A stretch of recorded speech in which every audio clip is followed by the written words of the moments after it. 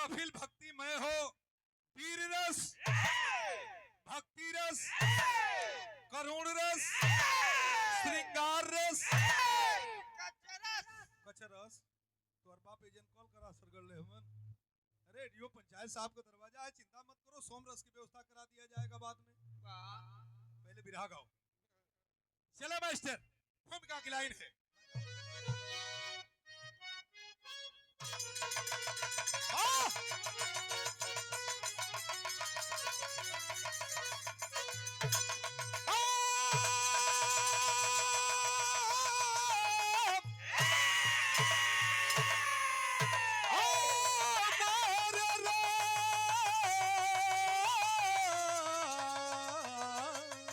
राम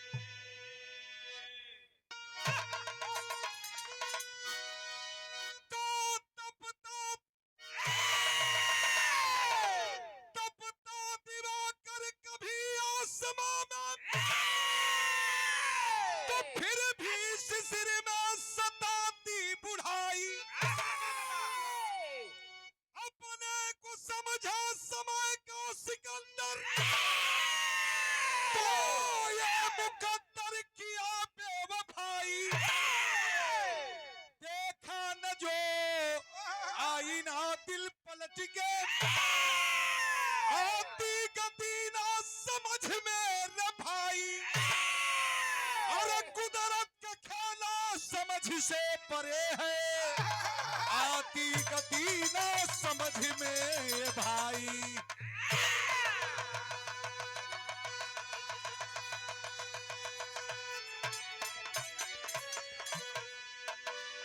एक लाइन हमारे बिरहा में गजल का भाव लगल। ये धरती पर कोई का घमंड नहीं रुकल, ये भी घमंड कैल भगवान ओकर घमंड चकनाचूर कर दिलन।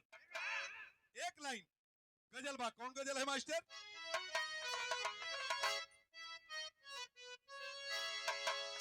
अरे हल्का हल्का, हाजी हल्का हल्का सुरूर है साकी।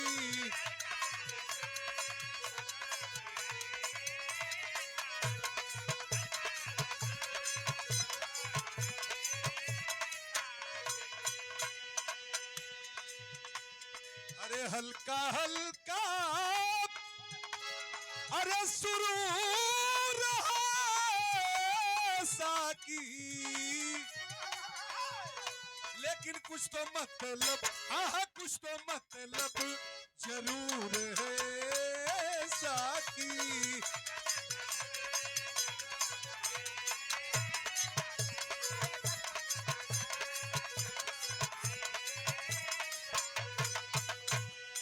लोग बतावेलन बाबू कि जे भी दूसरे खातिर कुआं खनेला, मालिक ओकरे खातिर भगार तैयार करेला।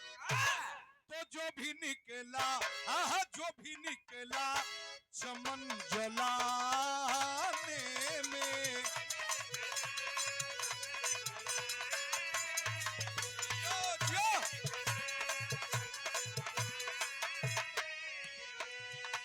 अरे जो भी निकला चमन जलाने में, तो खाया ठोकर, खाया ठोकर सदा जमाने में।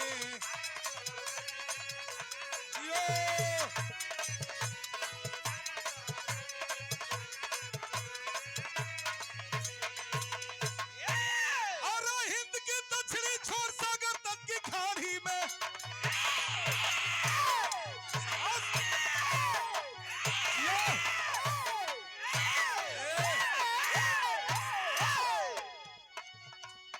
चिल्ला था कि पूरे सिवान को सियार भाग जा।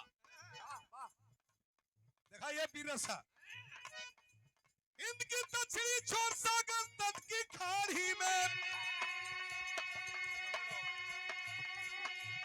साम्राज्य पाली का फैला था जंगल झाड़ी में। बाली के राज से कहानी लिखल गई हिंद के दक्षिणी छोर, ऋषि मुख पर्वत से कहानी लिहल गई। लेकिन वहां की बात छोड़ो, इधर सुने। इधर राजा दशरथ चले हैं राजधानी से, इधर राजा दशरथ चले हैं राजधानी से। खरी पीरता नस नस भरी जवानी से,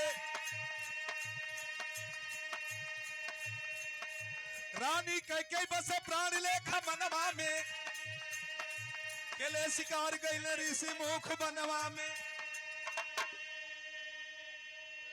शिकार खेले रथ सजा के लेके चल दिहलन, अकेले ना गइलन, रानी कैकेयी के साथ में लेके चलल हवन। आज जब गइलन ऋषि मुख पर्वत पर, तो वो समय का भाव देखें हुआ क्या। रानी कैकेयी बसे प्राण लेखा मनवा में, खेले शिकार गइले ऋषि मुख बनवा में। भरी अंगड़ाई मन में, भरी अंगड़ाई तन में मन मना शिकार किए। राह पर जीत तो फिर भी काला हिरन मार दिए। महाबली बाली बोला राजा क्या क्यों तोड़ दिया, महाबली बाली बोला राजा क्या क्यों तोड़ दिया। की लगता है तूने छोड़ दिया।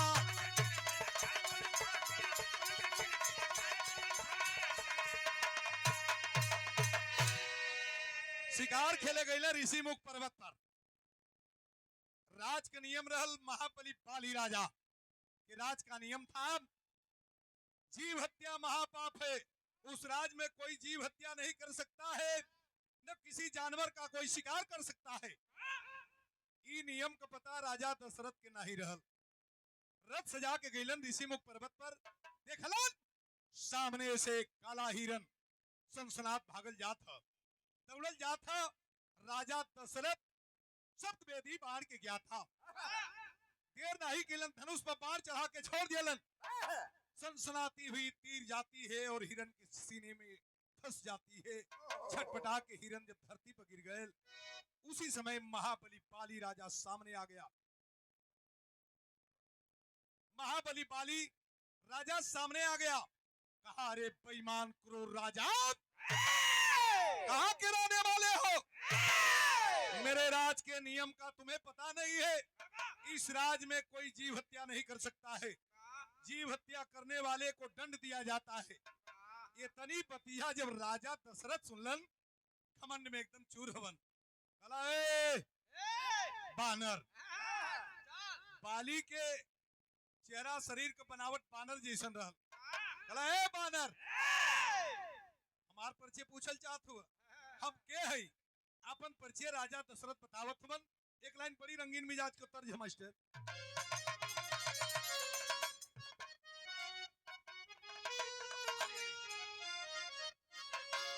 तरज के लाइन उहे बा मास्टर, कोनो मेहरारू के दिल का दर्द हो कहले रहल। अरे गवना कि गवना करा के रसैया,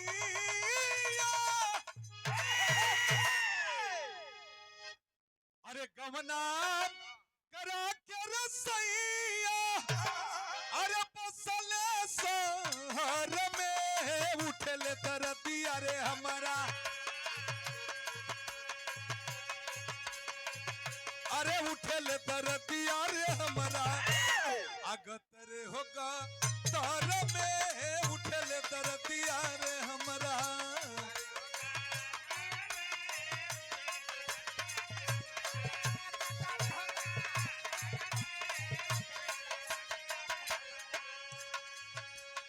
दोसर की सखी कहले रहल कि तुहार दर्द तो कम बा, आज ना तो काली अइबे करी है, लेकिन हमार तो गलवा लगा ही रही के रान कह दिले है।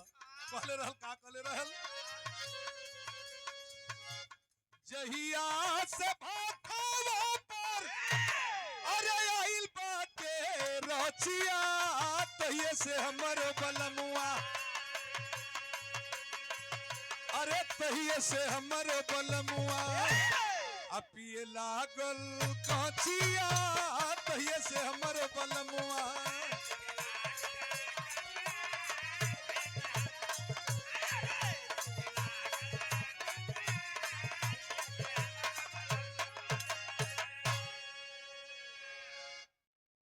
ये धुन आप लोगन के मौज मस्ती बदे रहल, मनोरंजन बदे रहल, लेकिन गाना का भाव सुनेंगे। राजा दशरथ बाली राजा से बतावत हुवन आपन परिचय का बतौलन कि खेलल शिकार विपिन में, अरे खेलल शिकार विपिन में अनाही कमनो खातरा राजा को असली धर्म।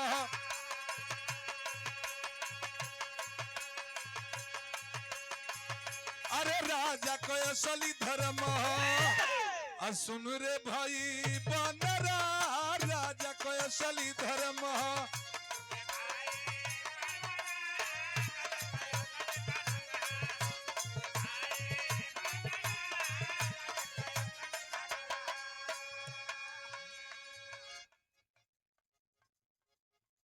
देवार सूर संग्राम के विजेता शिकार खेले आयल है। एक हिरना 1000 हिरना जी है हमरे धनुष और बाण से बचना ही पई है। बाबूजी देखे बतावत मन अपन परिचय का कहलन सुर समरिया जीता के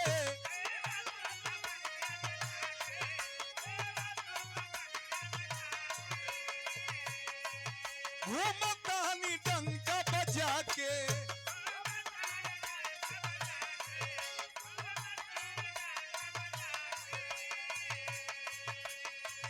खेललिस पेड़ चढ़ हवाई आसम, पेड़ चढ़ हवाई आसम पूछी का जातरा राजा को असली धर्म। अरे राजा को असली धर्म सुन रे भाई बनरा राजा को असली धर्म।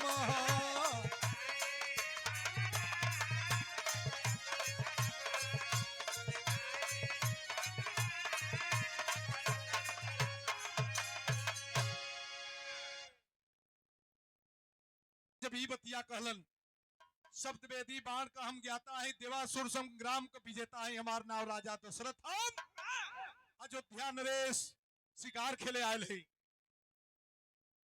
जब ई बतिया के कहलन तो बाबू देखे पाली महाबली पाली राजा का खून खोल गया। महाबली पाली राजा का विशेषता रहल सामने से लड़े वाला जे भी बहादुर आई लड़े वाले के आधा ताकत आधा बल राजा पाली के शरीर में प्रवेश हो जाई।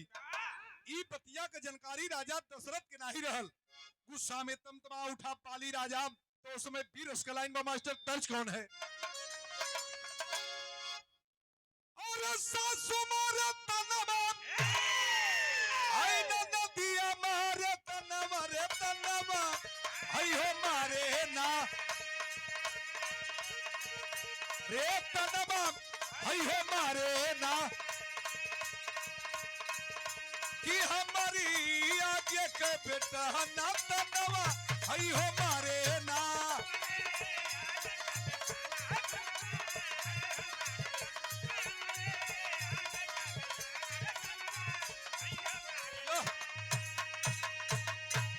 यही ढूंढ के स्वर्गीय बुल्लू गुरु गाँव में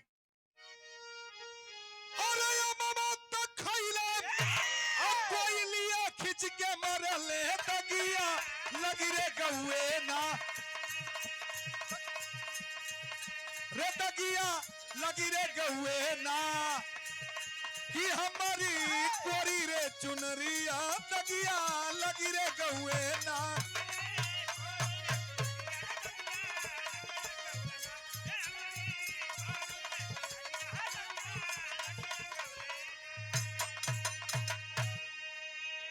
तरह छड़ी का आनंद आप लोगों के मौज मस्ती बदे रहल, मनोरंजन बदे रहल। तनी गाना का भाव सुना हो भैया।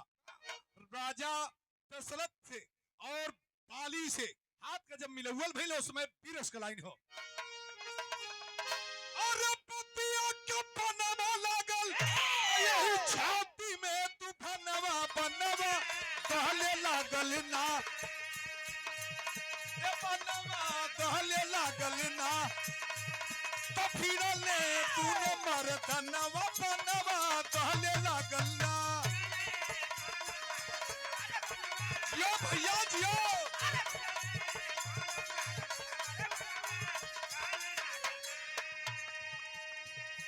जब पंजा क मिलौल भइल राजा दशरथ के पता नहीं रहल, आधा बल बाली के शरीर में प्रवेश कर दिलस।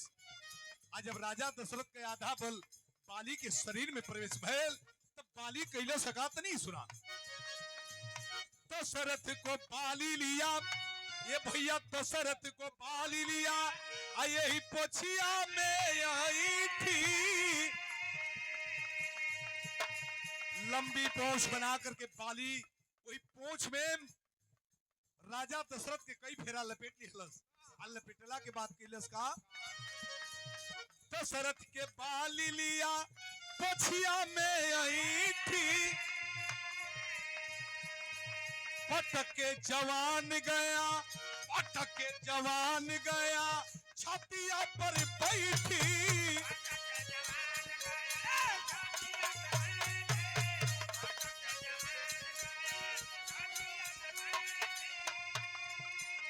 और साखी बघरला बहुत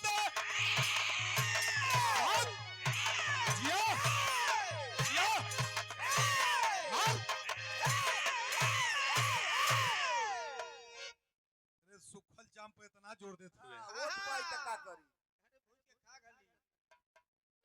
और साखी बघरला बहुत अमर तू हर जन्मा बनमा कहले लागल ना, रे बनमा कहले लागल ना, ततर पे या जो धर जन्मा बनमा कहले लागल ना।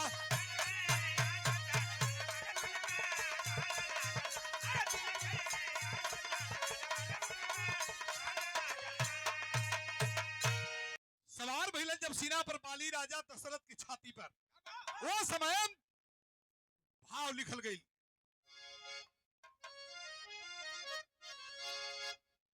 संकट में श्रीमान पड़े, अब जान भी जाने वाला है, कांप उठी महारानी जी, सम्मान भी जोने वाला है।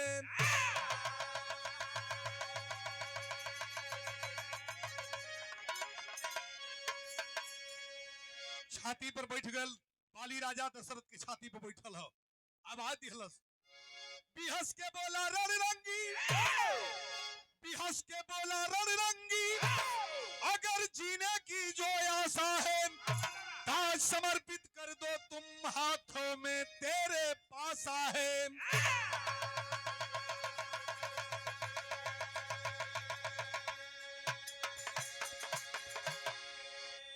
राजा दशरथ मेरे हाथ से बचने वाले नहीं हो, अगर जिंदा रहना चाहते हो इस धरती पर तो एक ही उपाय है। का कहल सुर बाली राजा,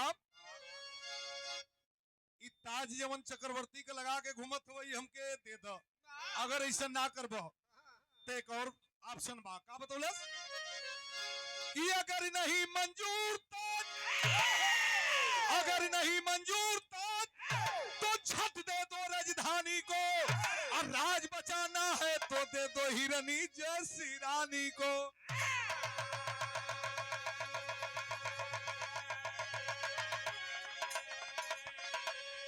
संजय यादव प्रणाम, बाबू लोग के प्रणाम। महाराजाम ताज दे दो, नहीं तो 14 बरिस खातिर अयोध्या का राज दे दो। ताज दे दो, नहीं तो अयोध्या का राज दे दो। ये दोनों में कोनो ना देबो तो बड़ा सुघर मेहरारू लेके आयल हो, यही के दे दो। ई बतिया सबके प्रणाम। मान जी देखे राजा दशरथ से आवाज दिया बाली राजाम कि ताज दे दो, नहीं तो अयोध्या का राज दे दो। दोनों में से कोनो ना देबो तो बड़ा सुगर मेहरारू लेके आयल हो, यही के दे दो। राजा दशरथ की आंख से आंस चलत पास, छाती पर वो बाली राजा बैठल, गर्दन हाथ पर लगौले है। वो समय का भाव मास्टर टेरी का लाइन हो,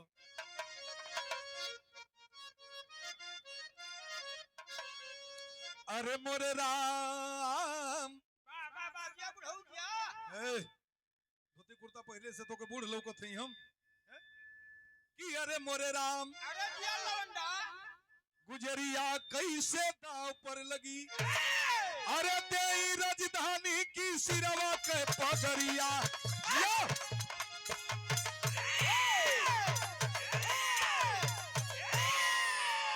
देई राजधानी की सिरवा का पगरिया नगरिया गुजरिया कैसे दाव पर लगी।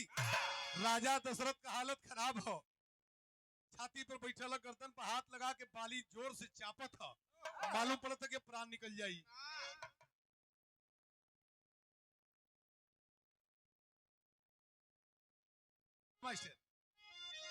थोड़ा सा बढ़िया। राजा दशरथ के आंख से झरझर झरझर आंस चलत पाम। सोचत हवन का सोचत हवन कि मनवा में करेलन, मनवा में करेलन विचार हो राजनवा, मनवा में करेलन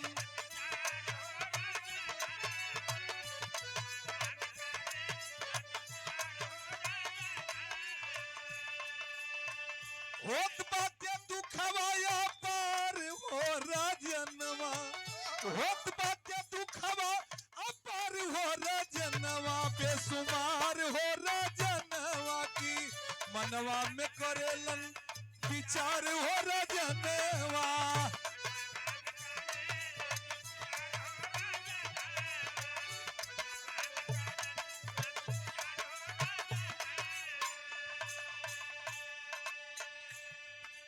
अच्छा खाली रतनपुरा सोचत हमारा राजा राजी देवी अवधा का लोग गरी आई है,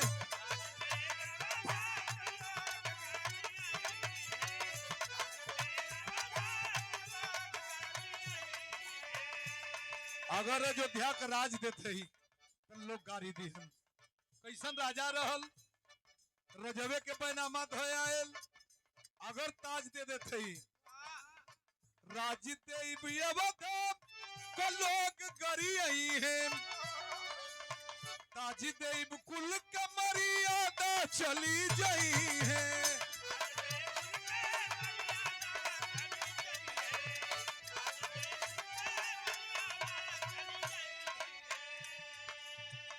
न ताज दे सकीला न राज दे सकीला, ऑप्शन रह गए हमार प्राण प्यारी कैकेयी है।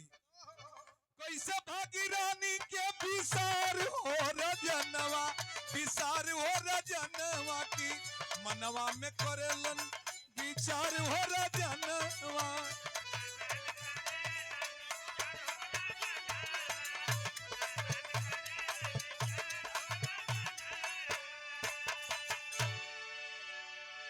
परिवहन विभाग मालिक सुखी राजा दशरथ यह बतिया सोचत हवन कैसे अपनी प्राण प्यारी रानी कैकेयी के छोड़ब। छाती पर बैठ के गर्दन पर हाथ लगा के तनी और जोर से चाप दिहलस। राजा दशरथ का जीभ बहरे निकल गई। अब मालूम पड़त था कि प्राण निकले वाला है। रानी कैकेयी एगो चलाकी कैली, का कहली, बिरहा में लाइन लिखल गई, कहली राजा दशरथ से चेता के रानी कैकेयी कि देता हूँ ताज जेवन राखेला जोगाई के,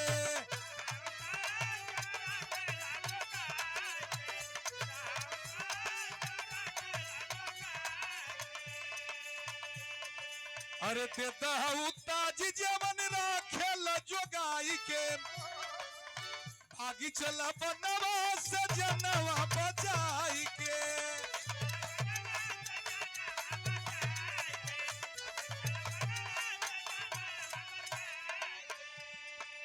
देखल जाला समय सुतार हो रजनवा, बार बार हो रजनवा की मनवा में करेलन विचार हो रजनवा।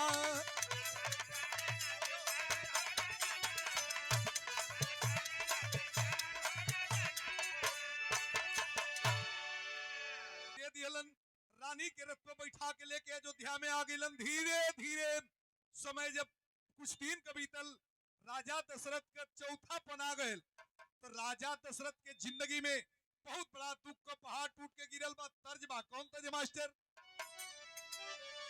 ई सोखा लोग आवेलन, ए तरज के केहू सोखा हुई नाराज न हुई। एक आध महीना का नहीं ले हुए, 2 गो लवंग ठोक दिहल आ 2 ठो शराब गिरा दिहल आ एक पे डांट के बोलन आ गोली छतौनी जाके कहां छुपेली रे ला न देवी के पुकारत देरी न आवत रोज नहाली जा, रोज पूजा करत जा माई का, कहियो दर्शन नहीं के मिले, तू तुरंते आ जाली। कोनो लड़की के भूत धैले रहल, सोखा महाराज छोड़ावत रहलन पचरा गा के। का गौले रहलन? अरे बेटी बनी ससुर के हो फूल, बेटी बनी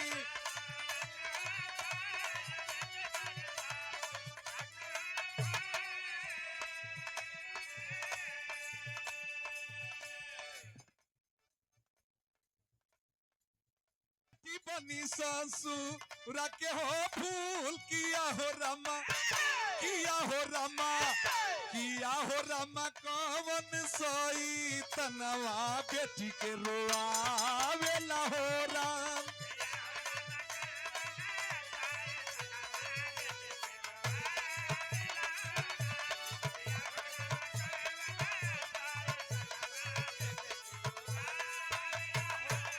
ये सोखा महाराज के पचरा पर 100 रुपए का के राजा दशरथ के ऊपर विपद का पहाड़ कौन टूटल बाम।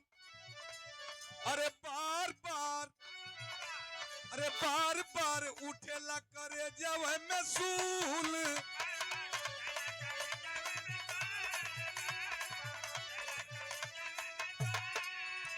किया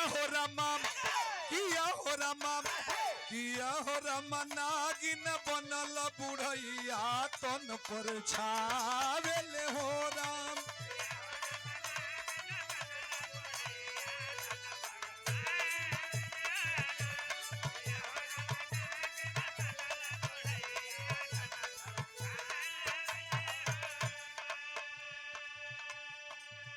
आई देखे फुटकर ले तो बड़ा वही में बोलबाबू ले तो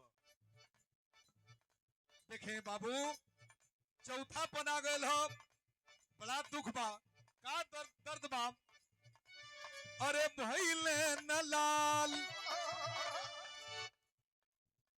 मान भइल धूल,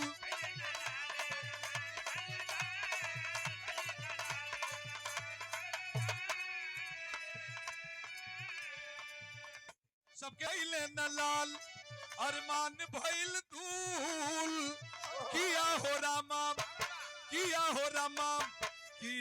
रामा कुहू के कर जवा फिकिर सतावेला हो राम।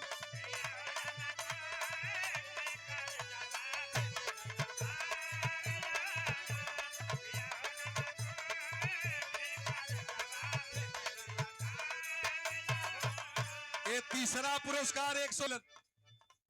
अब हमार लास्ट के तरफ ही गाना जात बाम, तो गौर करेंगे। जब एक कहू लड़का बच्चा ना भइलन, राजा दशरथ बड़ा मायूस होवन। वो समय भइल काम, श्रृंगी ऋषि गईले धर्म में पतूल,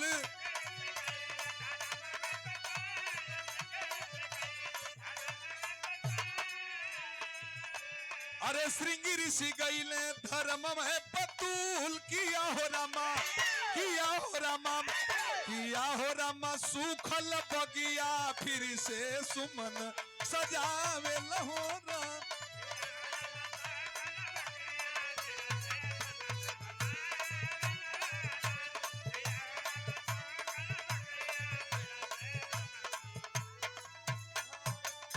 ये 200 रुपए का पुरस्कार हरिश्चंद्र प्रजापति जी हमारे एडीओ पंचायत रतन का प्राप्ति भइल। आज जब 4 पुत्र रतन का प्राप्ति भइल, वो समय का भाव तरज बदल गई। माता बहिने धुन के गावेली कि हे सवरो बही गई पीपर तार नदिया,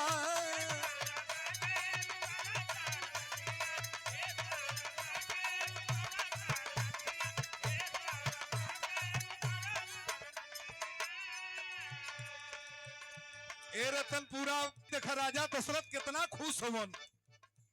अरे बिह से बुढ़ाई कुमार चार पाई के,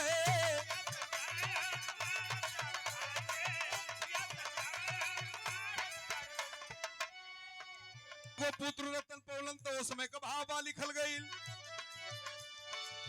अली अवध में जनक का दुलारी,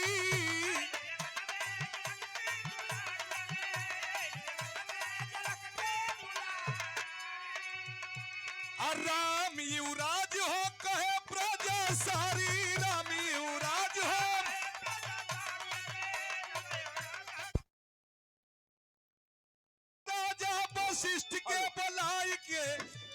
बुढ़ाई कुमार चार पाई के बाबू सही।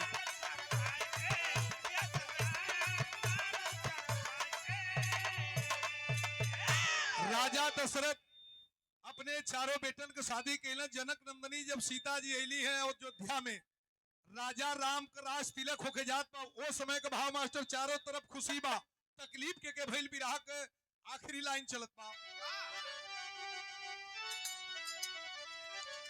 अरे कई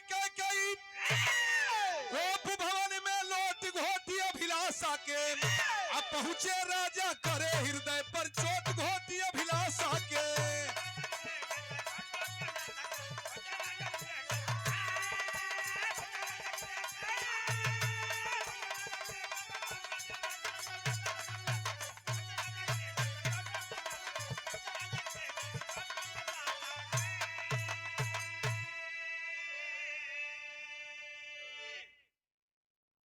दशरथ जब राज तिलक करे जात हवन, रानी कैकेयी को भवन में सूत गेली। राजा दशरथ मनावे गेलन, रानी कैकेयी सवाल कैली। का सवाल कैले ही? तो ओके आज बुरावा हो, राम चले बनवास भरत के, तू युवराज बनावा हो, ना तब ना होई अंजाम जो करबा खोट घोटी अभिलाषा के। आज जली अवध कल कर दूंगी विस्फोट घोटी अभिलाषा के।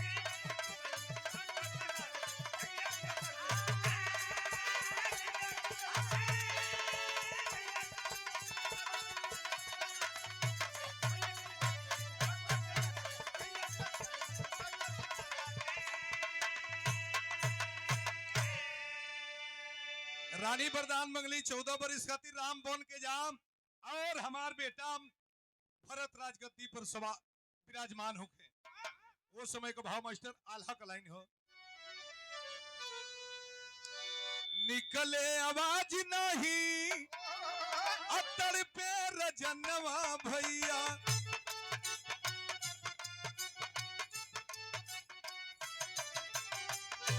हाया हाया करे आइल मुहवई में परांगन। भरत के बनाई देई अवध को दुलार बिहने।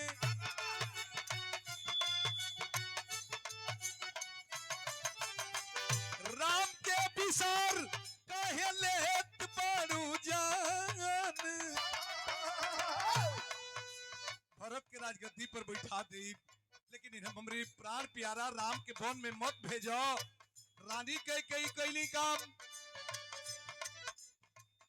तो से नमस भैली उल्टा मोहनिया बाबू।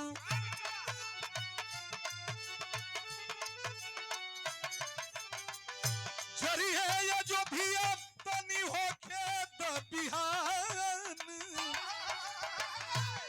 इतने में भगवान राम आ गए सामने। मनवा का बात राम माई की समझी हो गई।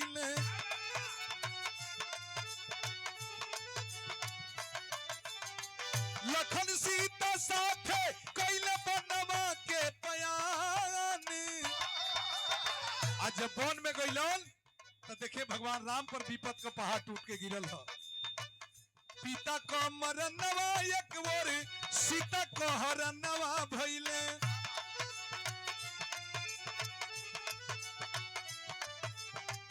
दुखरे में भइल सुग्रीव से मिलन। वही बाली का लड़का सामने आ गए, बाली का भाई सामने आ गए सुग्रीव।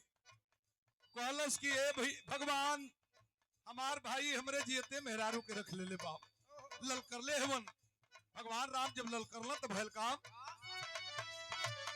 मनवा का बढ़ल बाली रनवा में आई हो गईले।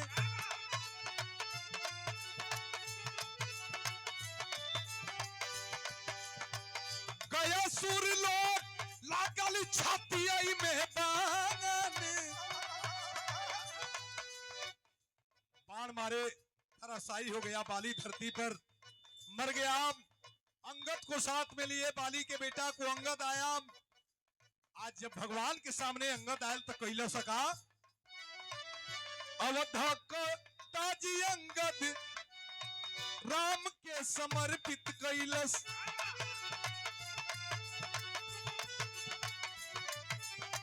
लंका पर विजय कई के लवटे भगवान।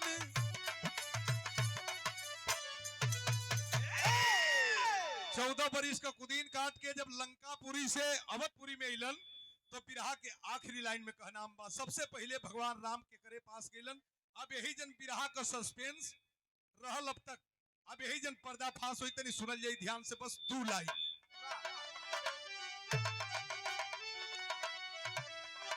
अरे इले राम अवध में साथे सीता के लियाई के छुएले चरनिया पहले कई कई का जाई के छुएले चरनिया।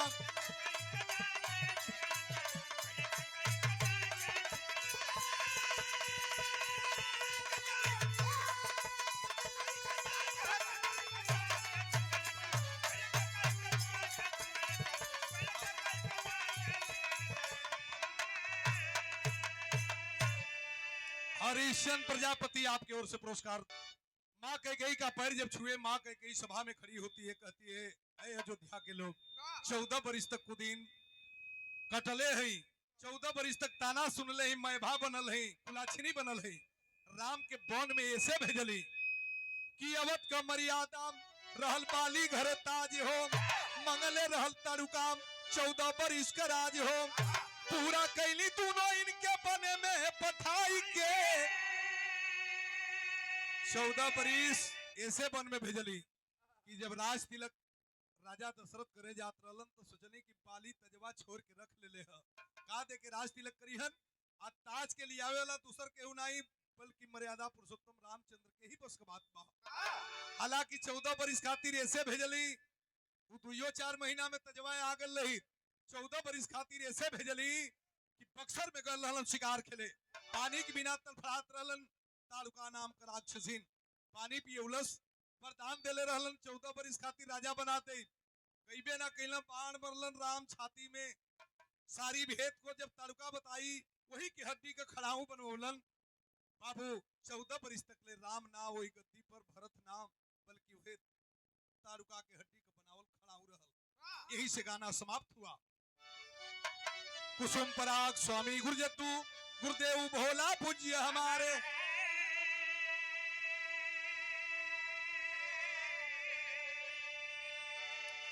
बाला गंगा तेजल के संग काशी सुरेंद्र रंग पसारे हो।